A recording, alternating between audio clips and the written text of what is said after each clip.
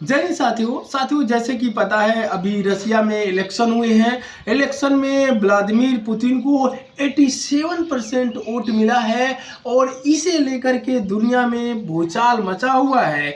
देखिए America, France यानी पश्चिमी कंट्री जो हैं उसमें भूचाल मचा हुआ है, क्योंकि माना जा रहा है जो रसिया में इलेक्शन हुए हैं वो फ्रीडम तरीके से नहीं हुए हैं, फेयर तरीके से नहीं हुए हैं।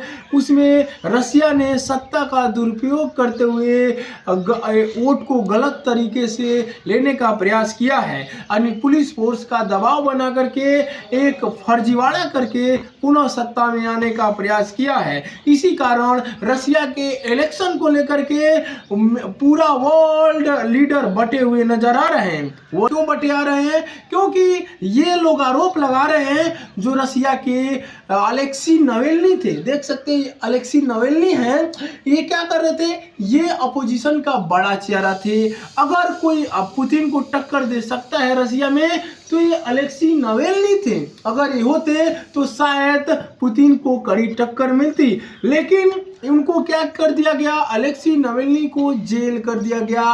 वो जब जेल में गए थे हफ्तों जेल बिताए, फिर अलेक्सी नावल्नी का जब घोर विरोध हुआ, मतलब लोग सपोर्ट में आए, सड़कों पर उतर आए, तो उनको एक सर्दन एरिया के जेल में भेज दिया गया। वो सर्दन एरिया के जेल में अलेक्सी नावल्नी थे और कुछ दिन बाद मालूम चलता है अलेक्सी नावल्नी का रहस्यमयी तरीके से मौत हो जाती है। इस मौत को सुनते ही रसिया की जनता में भूचाल मच गया। रसिया की जनता अलेक्सी नावल्नी के सपोर्ट में सड़कों पर नजर आई। वैसे तो रसिया में कोई भी लीडर मरता लोग वहां पर जाकर के धरना प्रदर्शन नहीं कर पाते, क्योंकि पुलिस और सत्ता का दोनों का कॉम्बिनेशन रहता है। लेकिन अलेक्सी नावल्नी पर देखा गया, अलेक्सी नावल्नी के मरने के बाद लोग पुलिस की यातनाएं झेलने के लिए तैयार थे। भारी भरकम संख्या में लोग सड़कों पर नजर आए अलेक्सी नावल्नी को श्रद्धांजलि देने के लिए और सत्ता पर आरोप लगाए कि अलेक्सी नावल्नी को मरवाने वाले पुतिन ही हैं। तो इसी कारण जो वर्ल्ड लीडर हैं बटे हुए नजर आ रहे हैं। अभी जो रसिया में इलेक्शन हुआ है कोई भी वर्ल्ड लीडर मानने का तैयार नहीं है पश्चिमी कंट्री के। लेकिन अभी वहीं देखा जाए भारत के प्रधानमंत्री नरेंद्र मोदी ने पुतिन को कांग्रेचुलेट किया है। चाइना के राष्ट्रपति शी जिनपिंग भी पुतिन को कांग्रेचुलेट किए हैं। यानी गिने चुने नेता हैं जो पुतिन को कांग्रेचुलेट किए हैं। अब बात आती है, जानते हैं क्या? अब बात आती है कि पुतिन अमेरिका के तरफ, पुतिन जो है जानते हैं अमेरिका की तरफ तो झुकने वाले नहीं है। अब बात आती है भारत अमेरिका की तरफ झुकने वाला है, रसिया की तरफ झुकने वाला है, क्योंकि अब धीरे धीरे जैसे बहुत सारी दुनिया में चेंज हो रहा है, जियो पॉलिटिकल समीकरण भी चेंज हो रहे हैं। तो जैसे जैसे भारत देखा गया, जैसे क्वाड ज्वाइन किया, क्वाड में कौन है? अमेरिका है, भारत है और जापान है, ऑस्ट्रेलिया है, क्वाड कंट्री है। तो क्वाड कंट्री में भारत रहते हुए भी रसिया को सपोर्ट किया। हालांकि जो वहां पर बाइडन है, अमेरिका के जानते हैं राष्ट्रपति हैं, वो बहिष्कार किए रसिया के इलेक्शन को। वहीं पर प्रधानमंत्री नरेंद्र मोदी पुतिन को कांग्रेचुलेट किए हैं। अब जो क्वाड ग्रुप है, क्वाड ग्रुप में इंडिया और अमेरिका काफी अहम भूमिका है और वही एक ही ग्रुप में रहने वाला, एक ही क्वाड ग्रुप में दोनों मेंबर है। लेकिन अमेरिका जिसको बहिष्कार कर रहा है, इंडिया उसको सपोर्ट कर रहा है।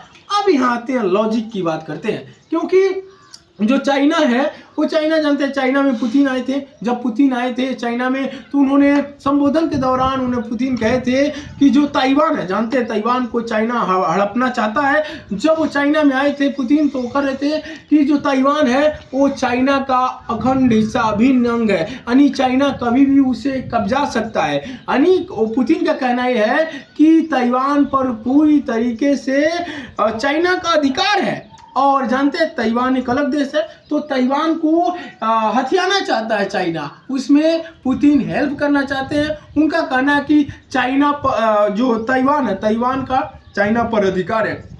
अब वहीं पर जब बात आती है जम्मू कश्मीर की, जानते हैं जम्मू कश्मीर भारत का अभिन्न अंग है, लेकिन पुतिन एक भी बार नहीं कहते कि जम्मू कश्मीर भारत का अभिन्न अंग है। लेकिन भारत के प्रधानमंत्री मोदी पुतिन को कांग्रेचुलेट करते हैं। हम रसिया को भाई मानते हैं, भाई भाई मानते हैं, जैसे कि नरेंद्र मोदी कई बार कह चुके हैं कि पुतिन भाई के समान है और भाई भाई का संबंध है। लेकिन वो भाई क्यों नहीं बोलता कि जम्मू कश्मीर भारत का अभिन्न अंग है, होना चाहिए। भारत हर मामले में सपोर्ट किया है। यूक्रेन रसिया का वार हो उसमें भी भारत ने रसिया का हेल्प किया है। उसे कच्चा तेल जब अमेरिका प्रतिबंध लगाया तभी भी भारत ने कच्चा तेल परचेज किया। लेकिन जब आती है भारत के पक्ष में रसिया को बोलने की, और रसिया क्यों चुप होता है, क्यों नहीं बोलता कि जम्मू कश्मीर भारत का अभिन्न अंग है? तो पुतिन को बोलना चाहिए। और आपको क्या लगता है कि आने वाले टाइम में भारत का जियो पॉलिटिक्स समीकरण चेंज होने वाला है